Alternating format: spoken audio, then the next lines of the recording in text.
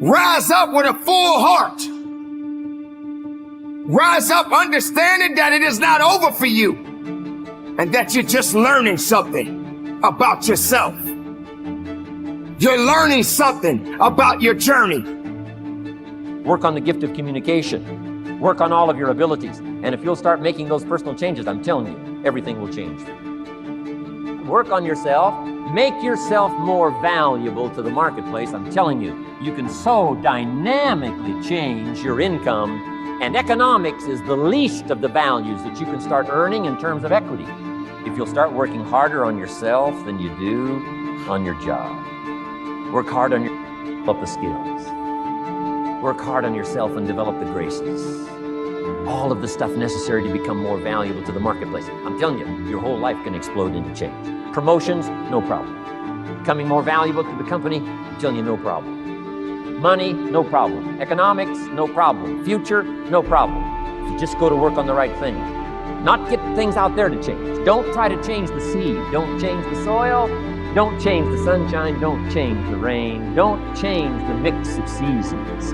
Let the miracle of everything that's available work for you, and start working on the inside. Work on your philosophy. Work on your attitude. Work on your personality. Work on your language. I've taught this for 40 years, and about 3 years ago, Harvard finally did a study where they proved what I did worked, and they called it these power positions. And what they showed was if you stand, everyone can try this, stand up just for a moment if you want, everybody at home can try it as well. So do something really silly. Put both your hands on your hips like Wonder Woman or Superman or that stuff, right?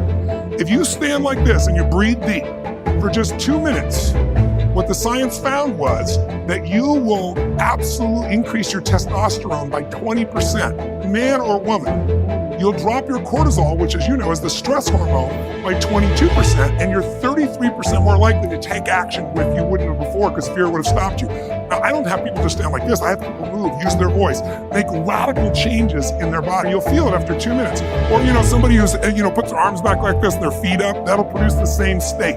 It produces more certainty in you. And that certainty gets you to take different actions. Rise up with a full heart.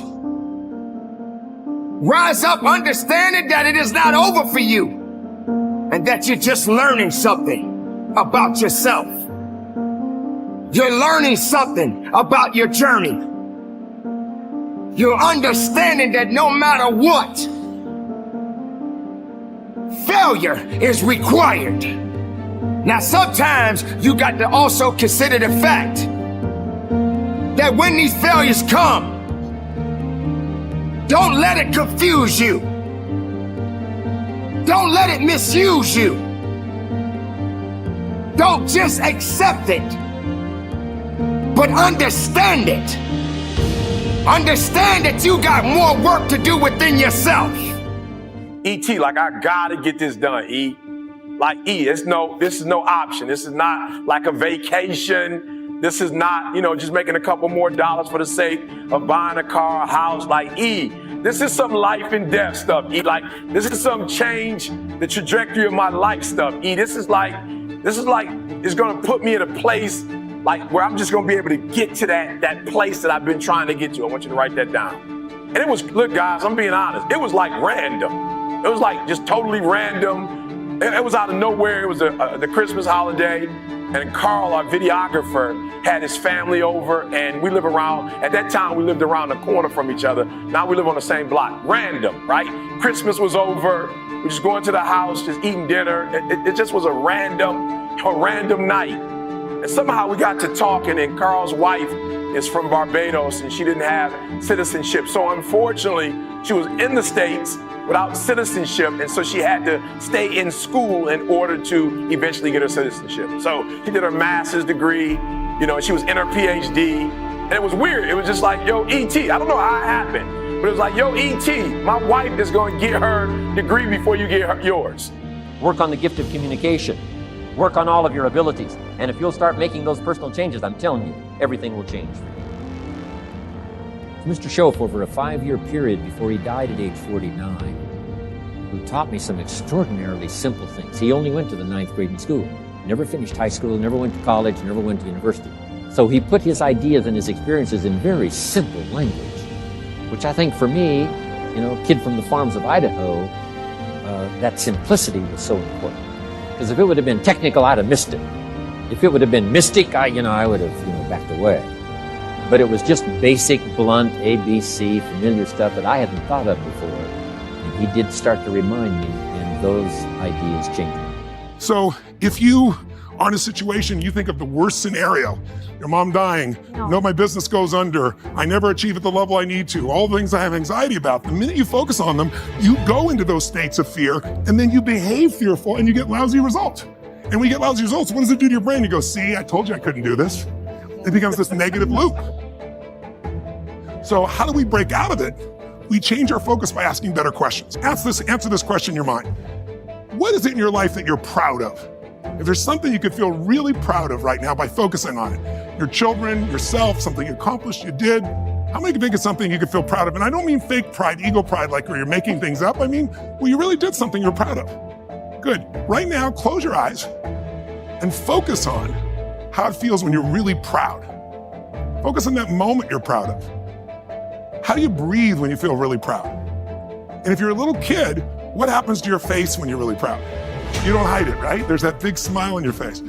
Like, yo, E, are you ever going to finish this? And it's not about a degree, but are you ever going to finish this? Like, are you going to get it done? And I remember excusing myself, like, all right, Carl, hey, great time. Love you guys. Gotta go. Gotta get up in the morning.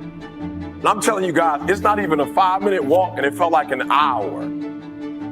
All I could think about when I was going home was like, enough is enough. Like, I'm through. I'm gonna get this done. Okay, just help me out. You're in the room. You ever had that enough is enough moment? Raise your hand for me. You had that enough is enough moment, right? So understand that you got to continue to fight for it. A champion does not worry. It doesn't concern himself or herself about challenges that they have to face. They realize that they have to put in work. They realize that every opponent that they face is an opportunity to go a little farther up that ladder. You're not worthy to be a champion if you don't apply yourself to be one. You're not worthy to hold on to a title if you don't have the integrity and the understanding and the grit and what you need to do to maintain what it means to be a champion. You don't deserve to have it handed to you. You may have to accept a few losses. You're gonna have to sometime understand that you got to lose so that you can win it all. Right? I'm an American citizen. Like, I'd already been in the program for a few years, and it was, I don't know, but have you ever heard, like, when it's your time, like, it's that moment, it's like, enough is enough. I can't tell you. People have asked me before, Eric, when you get your PhD? I'm like, I'll get it done. E.T., how far are you in the process? Finish all my coursework. I just got to write the dissertation. But it was something about that night that was different. It was almost the end of the year. And I remember Carl, listen to me very closely, guys. I'm being real with you. I didn't even have a conversation with Carl. Like, we never even talked about it afterwards. I never said anything to him about it, but I felt this guilt. I felt like this embarrassment. Like, and for real, he wasn't like speaking directly to me. He was just saying, hey, E, I think my wife's probably gonna finish her degree before you finish yours. And I'm talking about like it pierced. Like it pierced, and I just remember like we were talking afterwards, and I didn't hear anything. Like, bro, have you ever been in a conversation and it just shifts, and somebody's talking to you, and like you can't hear the words that are coming out of their mouth? I didn't hear anything he said. I just kept it like, E, when are you gonna get this done, E?